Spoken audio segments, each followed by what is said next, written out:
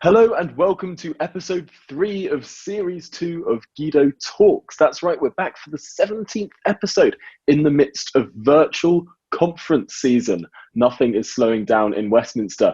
My name's Tom Harwood and today I am joined again by Guido Talks founder and editor Paul Staines and Hello. reporter Christian Calgi, who seems to be coming to us today from a pub. What's all that about?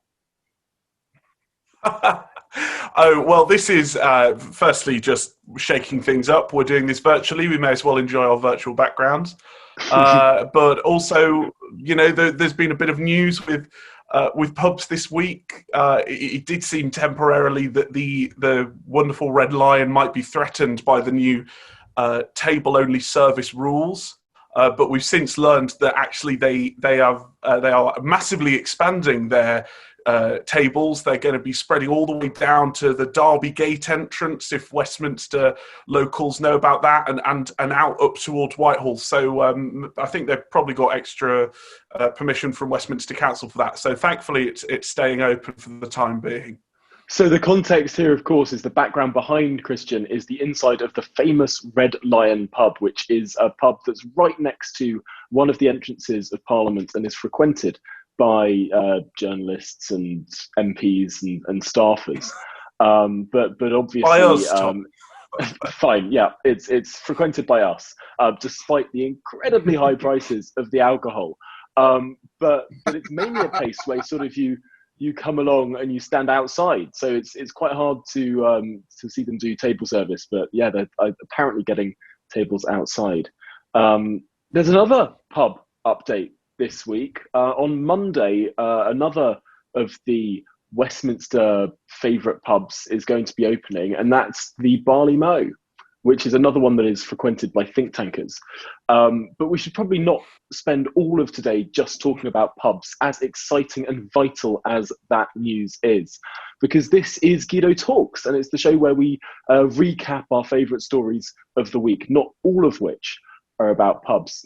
So perhaps we should start with one of the bigger sort of newsy stories of the week, and that is, of course, the Brady amendment. This is an amendment being brought forward by Brady and supported by about 40 Tory backbenchers that would mean that in any new coronavirus regulations that the government wanted to put forward or hoist upon the people of this country, they'd need to be voted on by Parliament. It seems like a very basic thing that you'd expect would happen normally, but of course the Coronavirus Powers Act that came into force about 6 months ago got rid of all of that parliamentary scrutiny. So now there's a strong movement in the Tory backbenchers to bring that scrutiny back.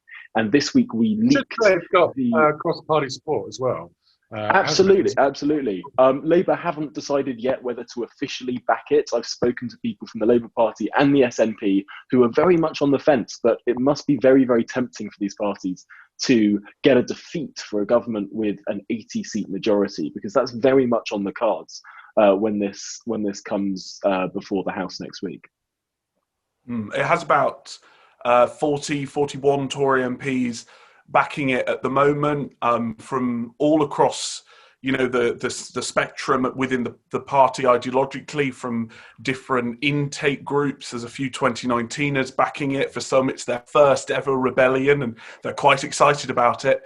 But I think generally there is a hope that because it's got so many signatories to begin with, that they might be able to force the government's hand to concede before the vote even happens and avoid having to actually rebel on that, because I don't think it can be understated just how angry some backbenchers are at how excluded Parliament has been. And there is an understanding, of course, that some of these things have to take place at pace and there isn't always time to have a lengthy debate, but there's definitely a feeling amongst I'd say most Tory backbenchers at this point that things have just gone too far now to continue with such a lack of parliamentary scrutiny, and they want to bring this to a close and give MPs power. Am I right in thinking there's a technicality where the Speaker has to allow the motion, and we're not quite clear whether he's going to allow it or not? Am I right? Well, yes, as with any amendment, this needs to be selected by the Speaker, Lindsay Hoyle. But there's something that's a bit more tricky about this one, because the way that the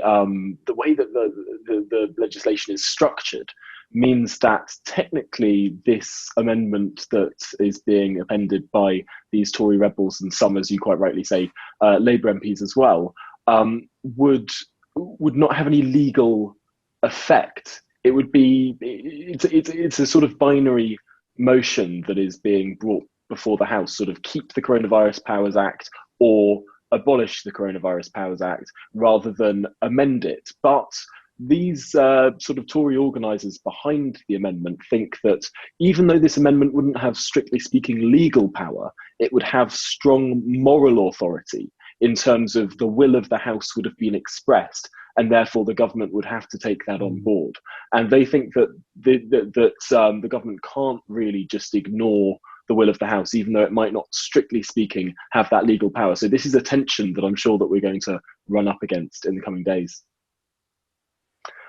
But other than that, and our lovely exclusive leak of the wording of that amendment, there was non-amendment news, because there was another piece of legislation that came before the House this week that ended with 3 Labour MPs resigning from the Labour front benches. What's all this about, Calgi? Yes, from a big Tory rebellion to a small but fairly significant Labour rebellion. The government this week presented its legislation before the House, which will essentially prevent, professional lawyers from targeting former servicemen and taking them to court. So it's giving them a form of legal immunity for soldiers who fought abroad. And there's a small hard left contingent within the Labour Party who essentially believe that this legislation will give servicemen the right to commit, war atrocities and get away with it. It's a bit of a conspiracy. But 3 of the Labour MPs who broke the Labour whip, decreeing that they should abstain, they voted against the bill, and it resulted in 3 PPSs being forcibly resigned, is the wording that we eventually came to agree on, from their front bench positions. And a couple of them are fairly well known, not least of all Nadia Whittome, who is the baby of the House, and also one of the most dedicated of the new Corbynista left-wing generation. And this was a particularly amusing episode in British politics, because she voted against the bill and then left the House of Commons to go and appear on the Robert Peston show, where, to her knowledge, she had not actually resigned. But the Labour Party were very much under the illusion that she had resigned, and she had formally already left her role at that point. And we got confirmation from the Labour Party that they had indeed quit, fallen on their own swords, and were no longer in position. And there was that of course, marvellous moment. Sorry, that seemed to upset a lot of left-wing Twitter, didn't they? Claiming it was ridiculous that we were briefed first before Nadia Whittome found out. By which they mean we called up and said, "So are they sacked then?" Yes, I'm afraid it wasn't a secret briefing. It was standard practice of confirming something with an official spokesperson before going to publish. And we just did it first. We are obviously in league with the forces of Starmer to wipe out the Corbynites. If you're interested, trot us out. Oh, I love the conspiracies that somehow we're in hook with the second referendum team that run the Labour Party now. But the wonderful moment of this, of course, was that her reaction was caught live on ITV's Peston, where she was told that she was in fact sacked, or that she had resigned, and she wasn't aware that she'd resigned. She thought that just because it was a one-line bill, it wouldn't constitute a resignation issue. But to the leadership of the Labour Party, it did. And we had this wonderful reaction where she was told this live on air and looked quite bemused. Well, she lives and learns, doesn't she? She lives and learns. Right. But in the debate over this bill, there was a curious, quite impassioned moment from Ben Wallace, the Defence Secretary, and this caused a bit of a stir. What was this all about, Paul? Well, impassioned isn't the half of it. He was debating with John Healey, his opposite number on the Labour benches, who's an experienced parliamentarian.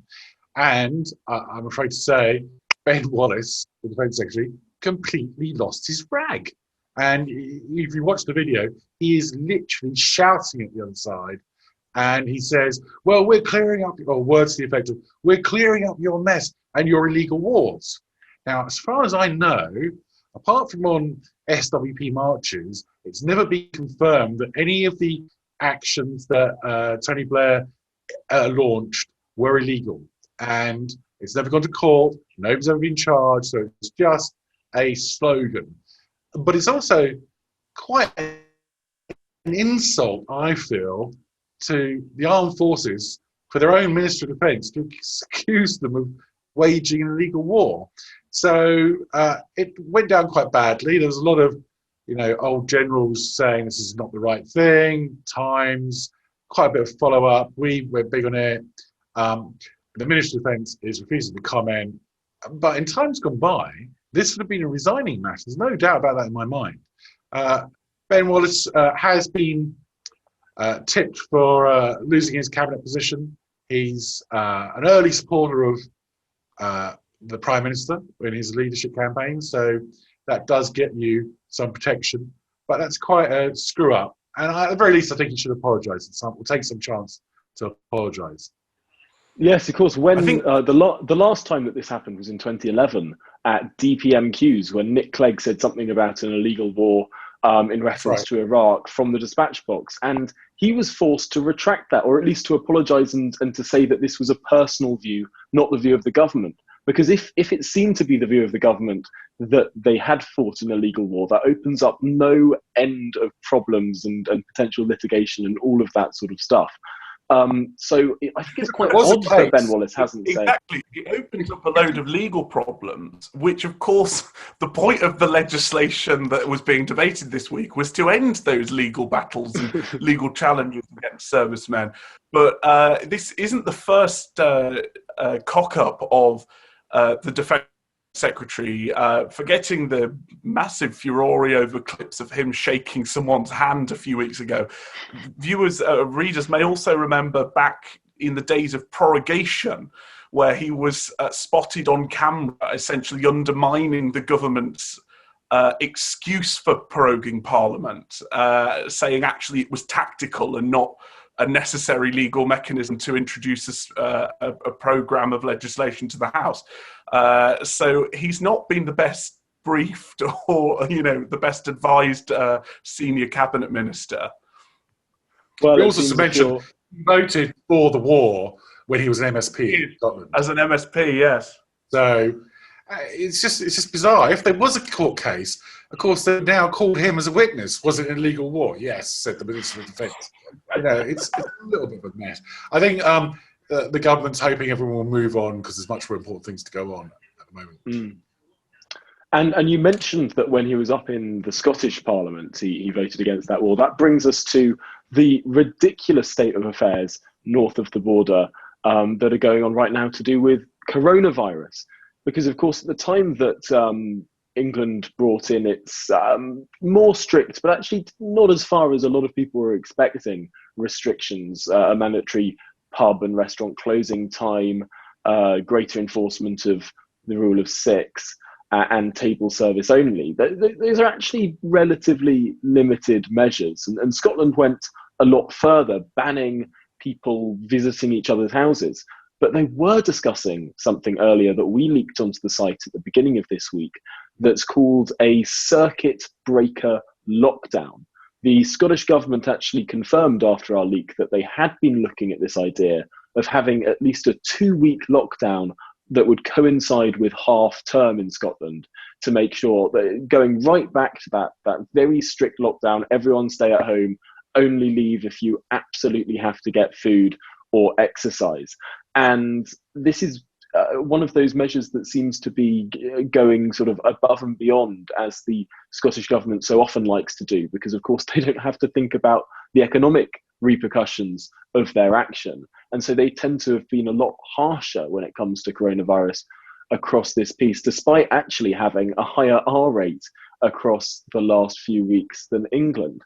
And actually, just on Thursday and Friday this week, there's been some more problems in Scotland with regards to their universities. Now, Calgie, can you run us through basically what's going on there? Yeah, it is really bad. It's quite scary thinking what it would be like to be a student at the moment, or indeed what it would be like to be a graduate at the moment, both sides. But Sturgeon has essentially resorted to looking up students. Students obviously started university a couple of weeks ago, are all in their new family household bubbles, halls of residence or student houses. And because there have been small outbreaks at places like Glasgow and St Andrews, there has been an incredibly authoritarian clampdown on students, and they are banned from having any socialising outside of their households. They are putting increased staff presence into student accommodation. They are increasing liaising with the police. And I think most sort of heartbreaking, harsh of all, is that they are banned from going home, not just now, but also at Christmas. Essentially, they are locked up at their university halls of residence until the time of a vaccine. And it's just absolutely awful to think how that must be for students at the moment. I don't understand how, I mean, the left was always going on about after Brexit, we're not going to have the same human rights benefits that we had beforehand and all those. Surely it's a breach of your human rights. I mean, there is a right to a family life, Article 8. If you can't go home, I'm not convinced that this is not bluster and that they're going to be able to enforce it. I mean, you can't suspend human rights just because there's a pandemic going on. And I don't think people are going to obey it. And what are they going to do then? Arrest all the students? It's not possible. I'd like to see them try, especially in somewhere like Glasgow. One of the other measures they were saying was they banned all university students from going to restaurants and bars and pubs. And it's sort of like, how on earth are you going to enforce this? Students can just leave their student cards at home. Are you a student? No, I'm not. Great, thanks. Can I have some pints, please? This is the sort of just sort of bravado that's coming from the Scottish government that doesn't seem to be underpinned by any sense of logic, and it's really deeply concerning. I mean, I think that people should really be speaking out more about this, and you'd think that particularly people who are on the sort of I don't know, libertarian left, if there is such a thing, people who have always spoken out about human rights and as you rightly say, the right to a family life and all those other things. I'm surprised that parties like the Liberal Democrats, or indeed in Scotland, the Labour Party, aren't making more noise about this. Surely this should be something that we can all see is abhorrent. But I think it's probably best that we don't dwell on Nicola Sturgeon's little fiefdom for too long, because of course there was another place in the world that entered the news this week, and that is somewhere in Italy called Perugia. What's this all about, Calgie? Yeah, well, one person who certainly hasn't been travelling about to smoothly segue has been the Prime Minister Boris Johnson. There was an intriguing story that sort of lit a fire under a lot of the lobby on, I think it was Sunday night, which was that Perugia Airport, which is sort of as central Italy as you can get, a few hours north of Rome, had put out a press release claiming that Boris Johnson and Tony Blair had recently travelled through the airport. And, you know, this was like, hang on, what? I mean, it doesn't sound that much of a story, but essentially it was like, has the Prime Minister secretly gone on holiday in the middle of the pandemic? So everyone was trying to get to the bottom of it. And Downing Street obviously completely denied it. And eventually, thank goodness, the Perugia airport basically said that it was a case of mistaken identity, insofar as someone had mistaken Tony Blair for Boris Johnson, two of the least similar-looking prime ministers that you could pick. But there was all sorts of brilliant sort of mitigating evidence. You know, the son had revealed that he'd actually been at his son's christening in London on the Saturday. We pointed out that he'd been doing a Zoom call clearly from Downing Street on the Friday afternoon, hours after he was supposed to have appeared at Perugia Airport. So it was a real, not sort of a murder mystery, but quite a fun investigation. And Downing Street were breathing a sigh of relief by the end of the day that Perugia had backed down and apologised for making an error. So at the start of this, when everyone was sort of saying, well, what's going on here? There's a journalist, I wish I could remember his name, where he said, hang on, how can we be sure that this didn't happen? And he laid out a sort of sequence of events that turned out to probably be exactly what happened. And it's a brilliant, brilliant tweet. He was like, did you hear, so, you know, airport employee 1, did you hear the British Prime Minister came by here earlier, referring to Tony Blair? And another airport employee turns around and says, Boris Johnson. Yeah, it must have been Boris Johnson. He's the British Prime Minister, right? And you can sort of see how that sort of spoken word, mistaken identity ended up with someone far removed from the airport in some press office somewhere saying 2 British Prime Ministers came through the airport. There is a blonde-haired Johnson in Italy as we speak, though, according to the Daily Mail. That's his son, who's with Carrie in Lake Como. I don't think it's a big scandal that she's away on holiday. I mean, it's just getting some R&R. It's not like it's her job to run the country, is it? So, you know, we love a bit of long lens photography, but I'm not really that bothered about it. No, but there was something that I was more bothered by, and that was more travel within Italy, because of course, hours and hours after this story was debunked, even by the airport itself, and certainly I think 8 hours after we ran our debunking story in the morning, the BBC decided to send a correspondent halfway across Italy to go to Perugia to go and ask some questions about something that had been already settled.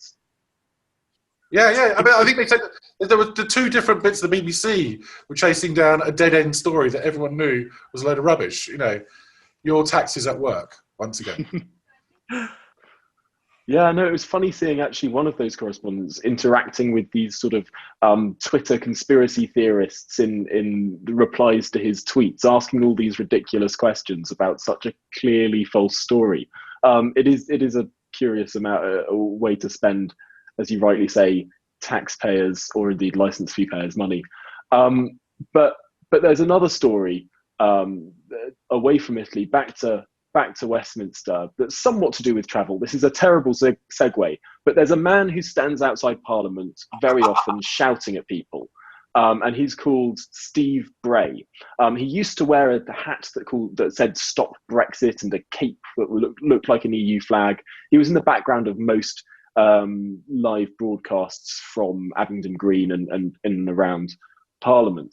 Recently, he's taken to wearing a Red Army uniform and playing the Soviet national anthem quite loudly all around Westminster for some reason or other. I think Vladimir Putin made Boris Johnson or something. I don't know.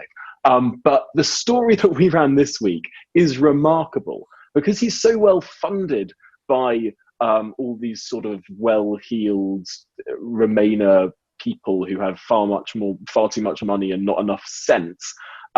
He's found a really easy way to commute into Westminster each morning.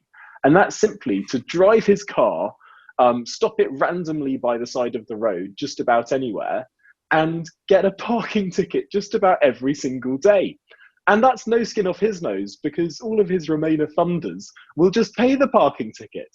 So he's just driving into Westminster every day, dropping his car off absolutely wherever, and feeling absolutely no qualms whatsoever with getting repeated daily parking tickets. I wonder whether it would be a good use of time to stick Paul in a parking warden high-vis jacket and get him to go and have another fun shout at Mr. Bray. Maybe make up another song on the spot. According to Paul, of course, it is Goldman Sachs and the like that are funding Steve Bray. Oh, that was before the referendum, remember? Yeah, let's move on from that. That was quite a... You know what, Paul? I think there's only one thing for it. We're going to have to insert some of that video in this podcast now. You're doing an interview right now. Listen, they're doing an interview! They're doing an interview! He doesn't want to do nothing! Him off! You're doing an interview, eh? Because he doesn't disrupt anyone's interviews, does he? Will you hear me? No! Will you listen No! What would you... No! Listen, Hey! You don't want to disrupt someone's interview? You're telling me we shouldn't disrupt an interview with Stephen Bray, the man who disrupts the most interviews on the planet! You're the bankers, bitch! Who do you dance for? You dance for Morgan Stanley, Goldman Sachs, JP Morgan! Shame on you. You're the bankers, bitch! Who do you dance for? He's fine. JP Morgan, Morgan Stanley, Roland Rudd. Yeah, revoke Article 50. Well, on that note, thank you for listening to, or indeed watching, this week's episode of Guido Talks, and we'll see you next week. I'm also available for bar mitzvahs if you're interested.